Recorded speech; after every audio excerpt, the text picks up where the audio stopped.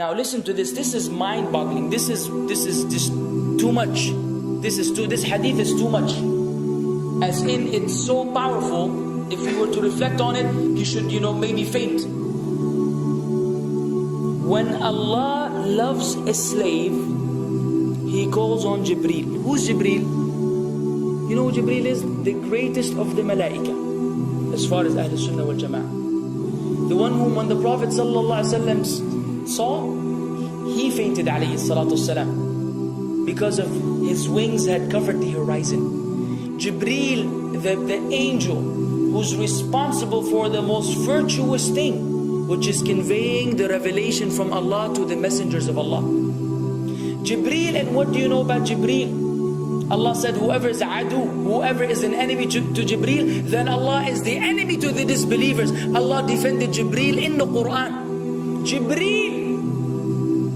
Jibreel, the one who took the Prophet sallallahu alaihi wasallam in Al-Isra al-Mi'raj, in the ascension to the heavens. Jibreel, the malak which we don't know what to say about, because of his honor and his virtue in the sight of Allah. Allah will call on him to share with him the love which He has for you. Allah doesn't need to do this. He could not do this, but Allah likes to do this, so He does it. He says, I love Fulan. Now I want you to think that Fulan is you. Whatever your name is, Ahmad, Mayroob, whatever your name is. Imagine Allah above the heavens, above the throne, in His greatness and His majesty, which is beyond our human comprehension, calls out to Jibreel to inform him that He loves you. And then only that, فَأَحِبَّهُ, then He commands Jibreel to love you also. So Jibreel now loves you. Allah and Jibreel love you. But it doesn't end there. Jibreel then will call upon the inhabitants of the sama. Who are they? All the malaika. How many? We can't even count. Trillions and trillions of malaika which Allah created beyond our, again, human comprehension. All of them are commanded simultaneously to love you. First Jibreel says, Allah loves Fulan, so now you have to love him. Then all of the angels in the heavens love you. Then Allah will place acceptance for you on earth. So people will love you. Not everyone. You may be saying, why do I have enemies? People who love the Sunnah will love you. The people who love Allah and His Messenger will love you. The people who are upon the correct aqidah and methodology will love you. Other people may hate you because of a problem in them, not because of a problem in you. Because you may say, well, this fasiq, this evil, disobedient person doesn't love me. Don't expect him to love you. He loves people like himself. Who will love you? Righteous people. Righteous people. Well, they don't know why. They don't even know why. You've never even given them $1 or a riyal or a pound. You've never done anything for them. Maybe you scream at them. Maybe you do other things. It's Allah. Why? Because Allah had loved you first, then Jibreel had loved you first, then the malaika loved you afterwards, then Allah put acceptance for you on earth, so people have no choice but to love you. We ask Allah to make us among them. Now what better than that? What else do you want? What else do you want? What?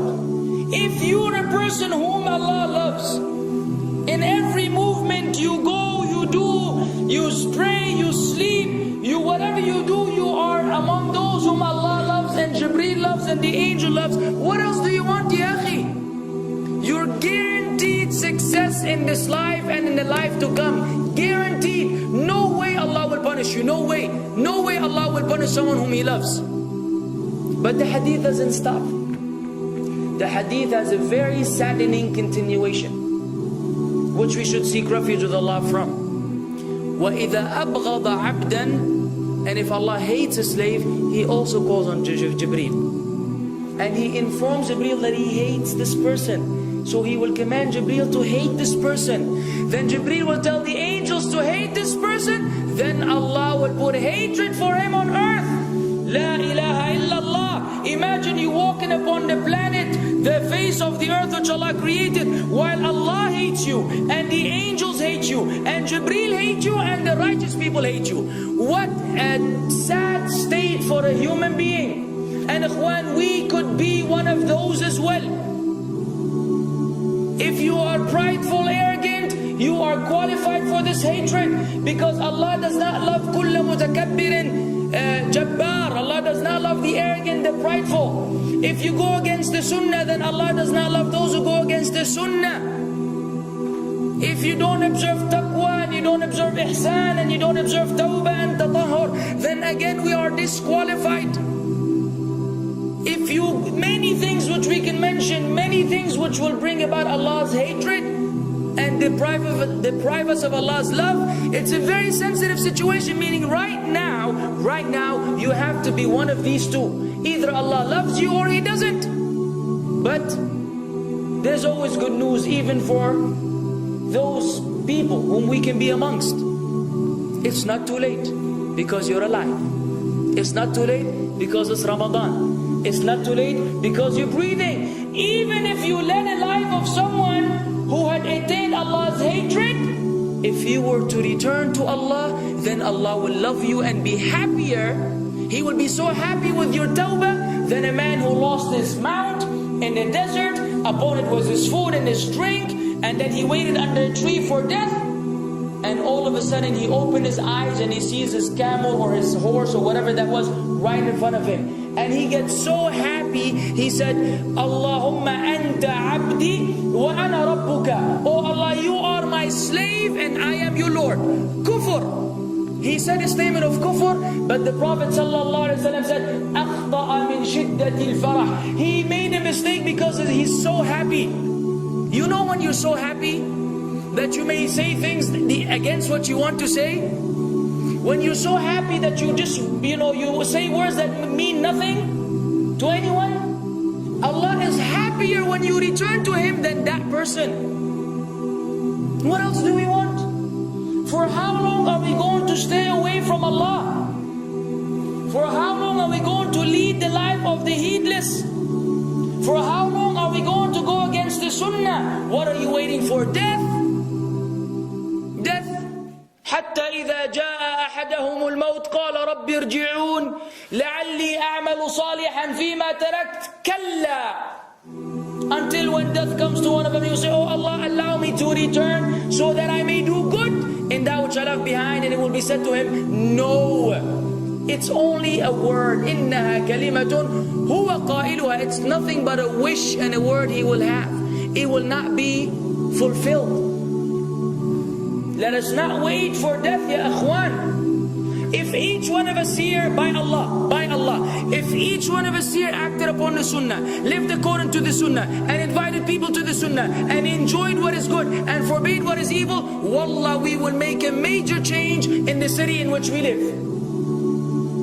And if Muslims hearing this all over the world had that same attitude, then we will change the condition of the whole ummah. So no enemy can come and play games with us. We will squash them, all of them. Because Allah will defend. إِن تَنْصُرُ اللَّهِ يَنْصُرْكُمْ وَيُثَبِّتْ أَقْدَامَكُمْ. If you aid Allah's deen, Allah will aid you and will keep your feet firm. But we don't even live according to the sunnah, let alone be given victory over the enemies. So we're being humiliated in everywhere we go in the world. So let us make that change. Now that Ramadan is here, now that you've been given this sudden inclination towards good, if we don't succeed, if we don't take advantage of this month, wallahi, we are losers.